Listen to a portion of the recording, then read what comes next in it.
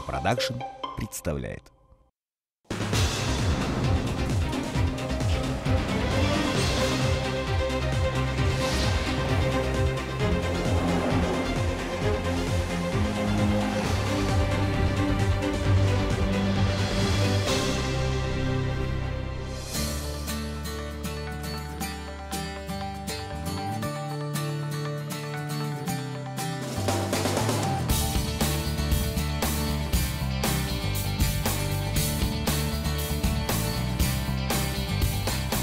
Что такое прогресс?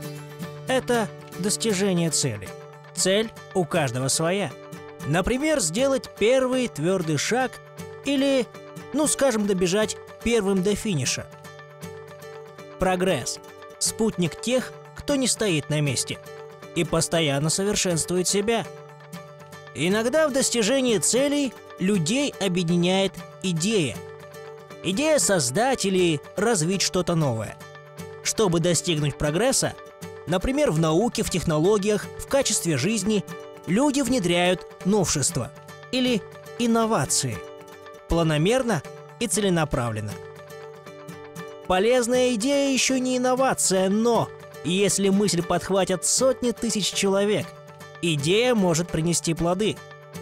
Мы расскажем вам, как в Казахстане развивают инновационную среду. На примере национальной компании «Казахстан Темір жолы».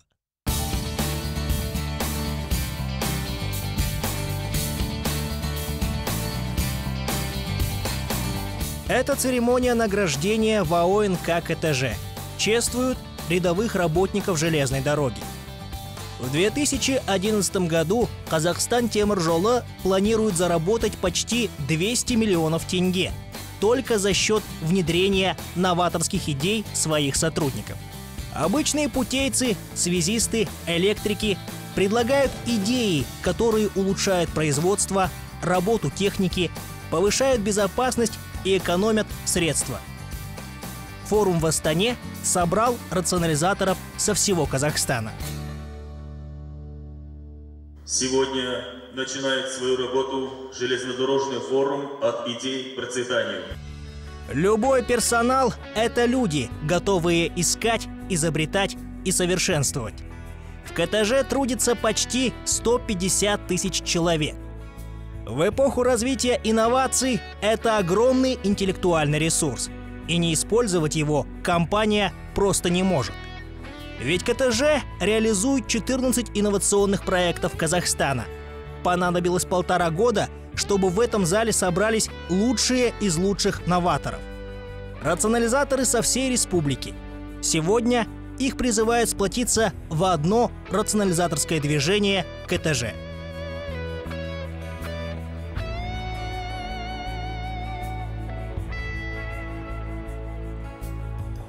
Поэтому я обращаюсь к вам. Сегодня здесь собраны, по сути, цвет рационализаторского движения компании с тем, чтобы развивать эту деятельность. Мы будем максимально ее поощрять и материально, в том числе, и морально. Все стимулы мы должны задействовать с тем, чтобы это движение приняло такой большой, широкий характер нашей компании. Вот это одна из главных наших задач. У железнодорожников слова с делом не расходятся. И вот президент компании награждает тех, кто отличился. Сотни тысяч тенге получают авторы рационализаторских предложений. Видя эту сплоченность, понимаешь, что стал свидетелем доброй традиции. Но на самом деле отраслевому конкурсу «Лучший рационализатор» всего 1 год. Новаторы вспоминают, что раньше за идеи платили мало. И тратить время на творчество изобретателю было невыгодно, но все изменилось в 2010 году. Если ранее выплата авторских вознаграждений занимала где-то в пределах 1200 тенге мы получали за рационализаторское предложение без экономического эффекта, то сегодня без экономического эффекта выплачивается авторское вознаграждение до 60 тысяч тенге. Это уже есть материальная прямая заинтересованность. А все началось в 2010 году, когда Оскар Мамин своим приказом поручил поднять гонорары за новаторские идеи.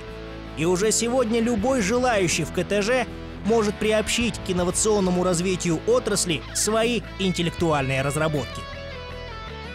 Мы говорим, что у нас 40 тысяч наших работников имеют высшее образование, более 40 тысяч среднее специальное образование. Вот 80 тысяч у нас потенциальных наших рационализаторов.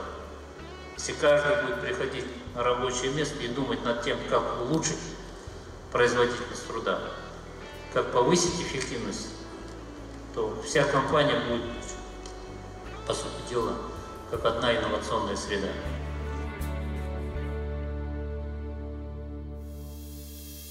Знакомьтесь, главный инженер национальной компании «Казахстан-Темиржолы» Бауржан Орнбасаров.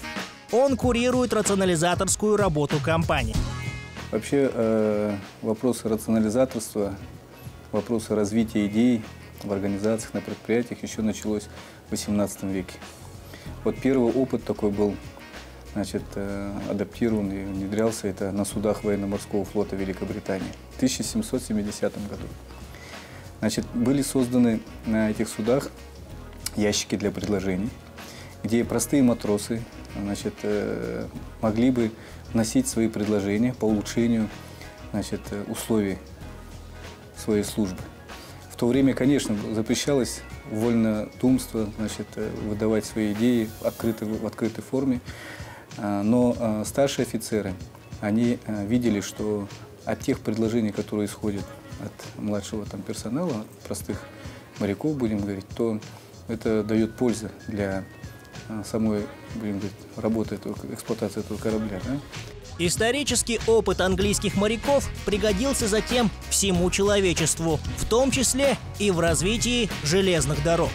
Сегодня перед КТЖ стоит задача достигнуть уровня мировых компаний-перевозчиков. Для выполнения задачи есть ресурс – почти 150 тысяч человек, а это неиссякаемый источник идей. Потому что от непосредственных наших работников, которые работают сегодня на линейном уровне, на уровне филиалов, на уровне центрального аппарата, значит, в процессе этой работы, своей непосредственной работы, у них возникают какие-то идеи, которые могут, значит, при определенных условиях, в частности, внедрение его, значит, тиражирование на других предприятиях, принести пользу для этого предприятия, где он работает, и в целом для компании. Все это верно. Но как сделать так, чтобы идея от рядового работника дошла до тех, кто может принять решение о ее внедрении или тиражировании? Перед руководством компании встала серьезная задача придумать систему, которая способствовала бы постоянному потоку идей от рядовых работников. Задача не из простых. Базовые модели, стандартные, которые сейчас работают, собирать. Но технологии, конечно, будут избор. Это Центр научной и технической информации КТЖ. Здесь создают условия для развития и генерации идей. О них нам рассказывает директор центра. Процесс генерации и развития идей должен объединять три ресурса. Первый – это административные, это воля руководителя компании или государства. Второе – интеллектуальное, там, где востребованы идеи. И третье – это материальное, для финансирования данного процесса. В компании существует трехуровневая система конкурса. Это первое на уровне филиала, второе на уровне структурного подразделения и третье на уровне компании. Такое разделение на 3 уровня позволяет выделить идеи по качеству и степени рационализации. На каждом уровне созданы специальные технические советы, которые оценивают идею и помогают новаторам выгодно ее продать. Чтобы понять, как работает эта система, мы отправимся туда, где рождаются идеи, непосредственно к рационализаторам, на их места работы.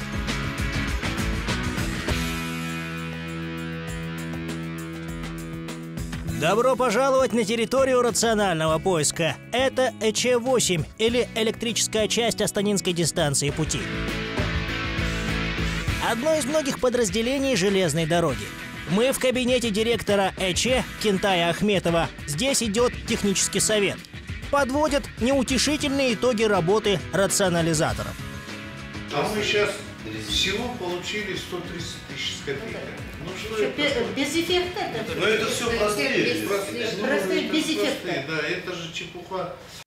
Укор директора понять можно. В соседнем ПЧ путейцы заработали 1 миллион тенге за счет внедрения рационализаторского предложения.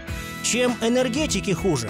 Похоже, тактика руководства срабатывает. Сравнения зарождают у участников совещания здоровый дух соперничества. Ну, она сама жизнь, вы знаете, всегда в сравнениях. Вот. И мы говорим, что почему, чем хуже, допустим, вы, которые имеете высшее образование, знания технические, которые мы должны тоже достигнуть тех показателей, которые имеют, допустим, ПЧ или других организациях. Вот почему технические советы проходят у Кентая Ахметова каждый месяц. Новаторы в постоянном поиске решений. И после каждой презентации шансы предприятия на миллион растут.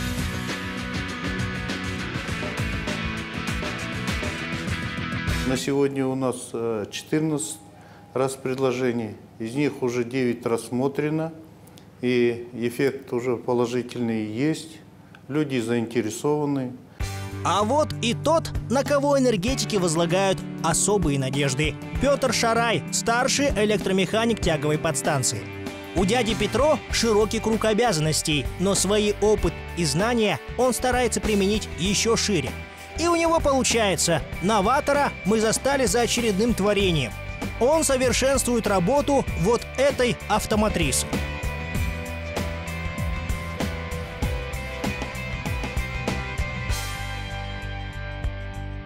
По проекту завода-изготовителя поворотная площадка этой автоматрисы имеет отдельный электродвигатель. Это и есть слабое место машины. Не предусмотрена заводом-изготовителем защита двигателя поворота площадки от перегрузки, короткого замыкания или заклинивания редуктора. То есть при выходе из строя любая проблема происходит, и в итоге сгорает двигатель. Двигатель стоит где-то около 42 тысяч, и поэтому предлагаем такой вариант. В этот щиток управления разрываем цепь управления, цепь питания двигателя поворота площадки, ставим туда, в эту цепь, обыкновенный автомат АП-50Б стоимостью 3500, защищает от перегрузок и от короткого замыкания. Сказано, сделано. Дядя Петр исправляет заводское упущение за очень короткое время.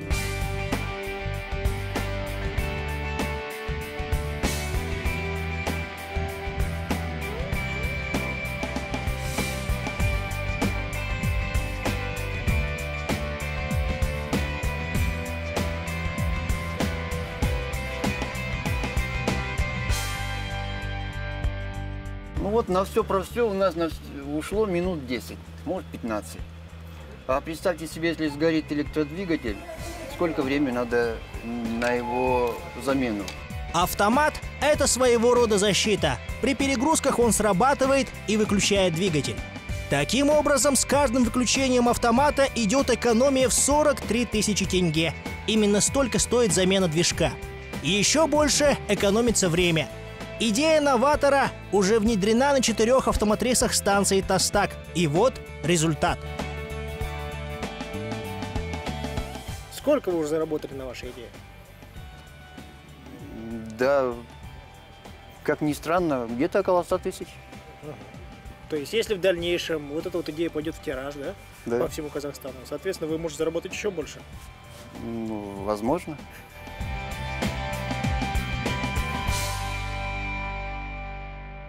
Во время интервью наш герой с трудом находит слова. Дядя Петро не привык к журналистам, скромен, деловит. Говорит, что просто старается помогать соратникам в их работе, в меру своих сил и возможностей. Когда идею воплощает в дело, это тоже приятно. И когда что-то придумаешь, а идет на пользу другим, но когда еще за это и платят, то вдвойне приятно. Дядя Петр не говорит, но мы и сами понимаем, энергетики – это все равно, что минеры. На железной дороге они работают в 30 сантиметрах от линии высокого напряжения. И без специальных площадок на автоматрисах работа превращается в танго со смертью. Если площадка сломается в момент, когда на ней находится электрик, произойти может все что угодно. Но благодаря находке нашего героя неожиданные поломки теперь можно предупредить без риска для жизни людей. Смотри-ка, работает. Должно работать. Это же железная дорога. Следующий, на кого делают ставку энергетики, Николай Горбунов, начальник тяговой подстанции. Он не просто энергетик, он самый настоящий укротитель ветра. О своем ноу-хау Николай рассказывает во время экскурсии по объекту. Понижающая подстанция Сарауба работает еще с прошлого столетия. Электрическое оборудование здесь менялось неоднократно из-за сильных ветров. По словам нашего героя, больше всего ветер повреждал сборные шины. Конечно, можно постоянно закупать новые, но Николай решил проблему иначе. Энергетика выручила смекалка. В этом месте при воздействии бокового ветра вот так вот получается вот такой излом, изгиб и излом. Для того, чтобы исключить этот излом, мы сделали вот такую вот пластину. Берем стальная пластина, длиной она 7 сантиметров, шириной 2 сантиметра. Просверливается 2 отверстия боковые и диаметром 6 миллиметров. Вот такие вот вставляются болты. Пластины устанавливаются с 2 сторон. Вот так вот, значит, пластинки вот такие устанавливаются с 2 сторон. Тем самым мы, получается, вот это место уже не даем ему гнуться. Все, это место у нас будет надежное. За эту идею Николай получил пока 10 тысяч тенге, но не унывает. Делал-то не из-за денег, а для безопасной работы подстанции. И получилось. Идею одобрили на уровне филиала и поощрили строгим наказом не останавливаться на достигнутом.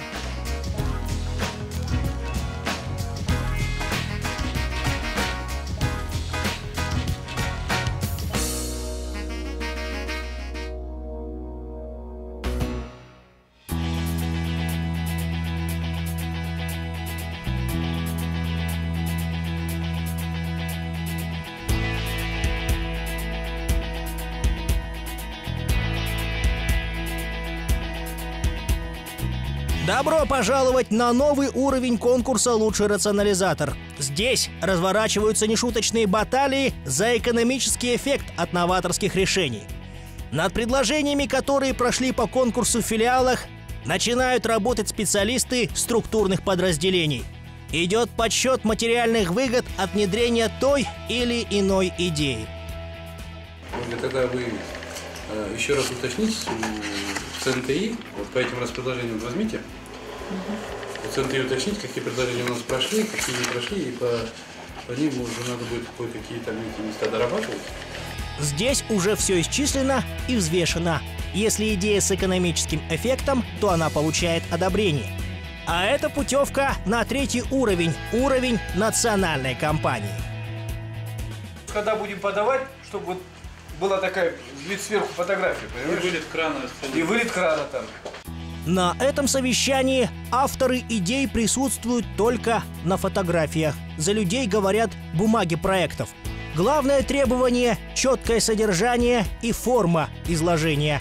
Чертежи и фотографии макетов подкреплены расчетами и цифрами. Работу автора для высокого жюри представляет специалист структурного подразделения. Мелькают слайды, презентации и скупые фразы. Так, ладно, хорошо, давай мы его включаем. Ну, здесь еще вот второе предложение, тоже по контактной сети, сейчас вот следующее. 3-й уровень, самый ответственный. Здесь идея получает, что называется, путевку в жизнь отрасли. На этой комиссии мы рассматриваем именно вопрос не только, будем говорить, целесообразность этого предложения, но и адаптация его на других соседних, таких же схожих по профилю работы филиалов компании. Мы пытаемся, чтобы это рационализаторское предложение, оно, значит, тиражировалось на других филиалах. Так работает система генерации идей в КТЖ. 3 уровня конкурса помогают выделить наиболее оригинальные и новаторские идеи. К сентябрю 2011 года комиссии получили свыше 700 рационализаторских предложений. Более 500 уже внедряют в производство. Но для компании, где работает 150 тысяч человек, какие-то 5 сотен раз предложений – не результат. Для того, чтобы идеи шли нескончаемым потоком, Казахстан Темиржола разрабатывает систему 4I или информационный инкубатор инновационных идей. Любой рядовой служащий, работник или топ-менеджер через интернет в корпоративную систему, в которой встроена определенная программа, может подавать свое предложение. Система инкубатора инновационных идей – это единый банк данных для сбора идей и предложений работников компании. Преимущество системы в том, что работать с ней можно из любой точки планеты. Главное условие – доступ в интернет. 4I обеспечивает бесперебойный поток предложений сотрудников, повышает открытость процедур обработки и увеличивает число заинтересованных в развитии компании. –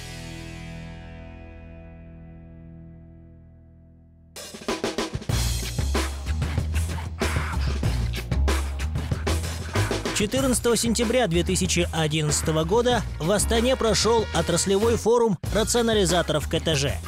Новаторы со всего Казахстана имели возможность представить свои разработки на специально организованной выставке.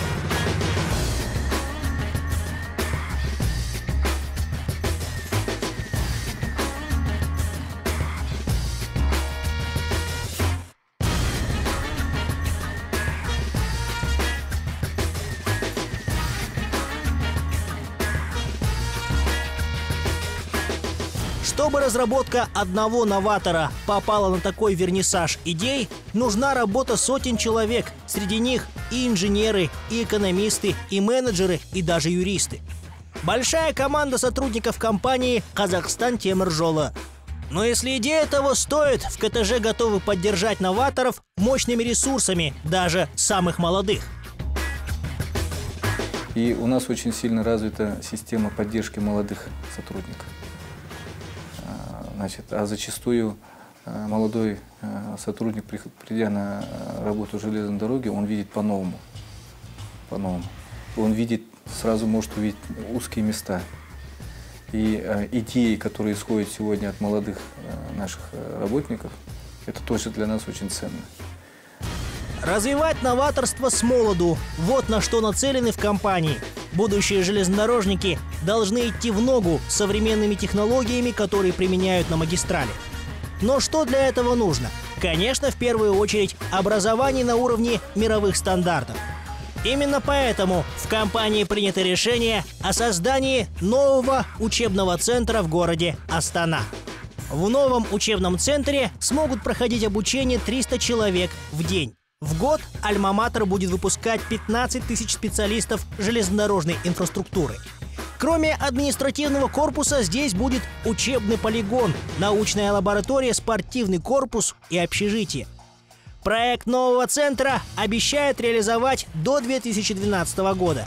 Так, в КТЖ передают дух рационализаторства и интеллектуального поиска новому поколению.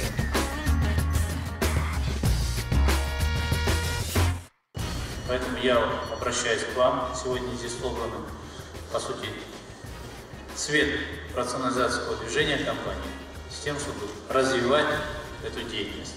Мы будем максимально ее поощрять, и материально в том числе, и морально. Все стимулы мы должны задействовать с тем, чтобы это движение приняло такой большой, широкий характер в нашей компании. Вот это одна из главных наших задач. Форум рационализаторов.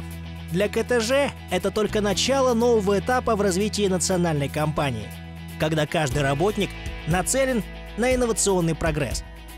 Казахстан Темиржола для этого создает все больше условий. Покупают передовые идеи, снимают административные барьеры и обучают новым технологиям. В этой компании знают, что такое прогресс.